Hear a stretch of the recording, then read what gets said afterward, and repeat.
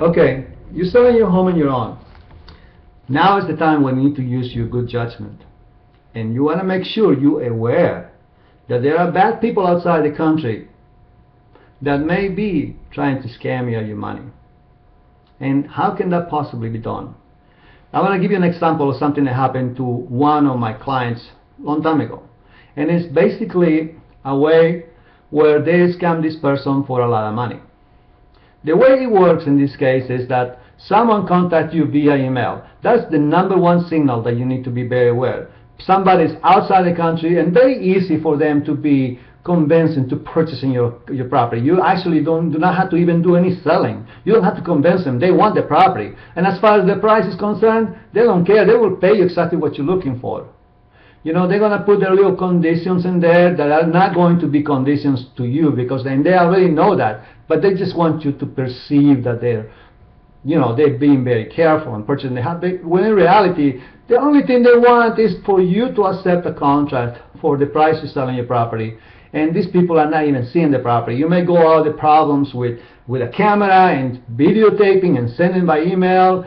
There are many configurations to this scam, but at the end, a contract gets sent to you with a cashier's check for $15,000. So you are happy, you got a contract, you got a cashier's check for $15,000. There is some contingencies on this contract, that it says that the buyer may elect to walk away from this contract if they want to do it to a certain period of time.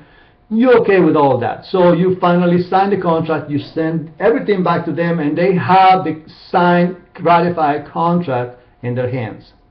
As soon as that happens, you go over there to the bank and you deposit that $15,000 check on your checking account. The next day, you get a phone call from this guy and reminds you about this contingency part on the contract where it says, because of this, I don't want the house anymore. Please send me my money back. And you say, why are you doing this? I said, well, I have the perfect legal right to declare the contract null and void because of the contingency. And I would like for you to send my money back. Here's my bank account, or here's whatever. So they're going to tell you at first, very nicely, inform you that the contract is off. And you need to send their money. So you're kind of like wondering what you need to do. Next thing you know, you get a phone call, and this time they're pushing you a little bit more. They're not going to be nice this time. They're going to say, if you do not send me that money, you are going to be hearing from my lawyer. Not only you're going to be sued for the money that I'm paying my lawyer, but I'm also sue you for this much money because you are really holding me back. I want my $15,000 back because I'm in the right. The contract is null and void. You do not have a right to keep my $15,000. Send it back now.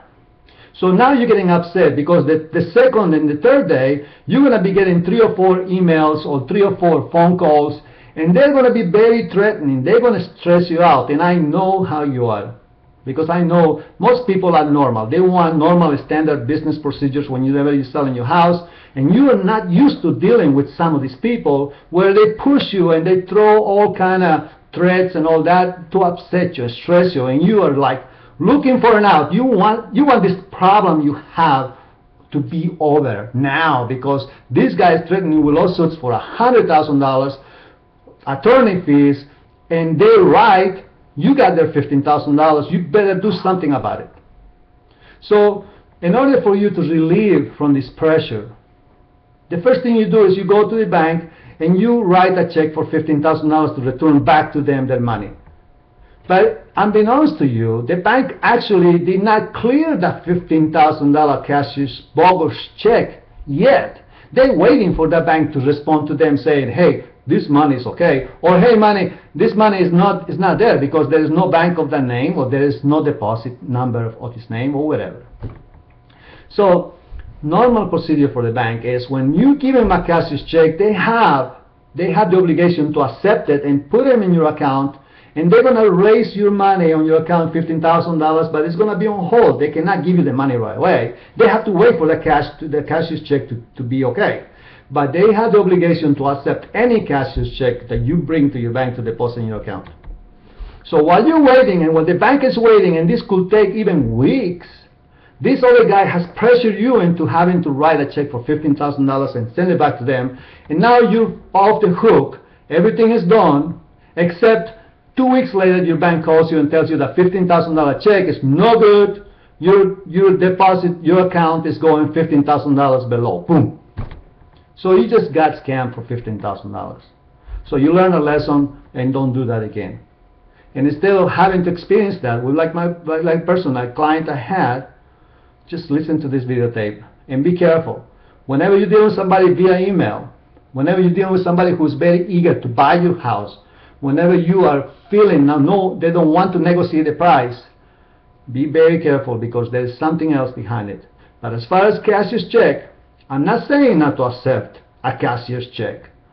I'm saying that you need to put on a clause whenever somebody gives you a cashier's check to say, I'm not going to tie up this contract and get my house off the market until this $15,000 gets cleared by my bank. Not a minute, not a second before.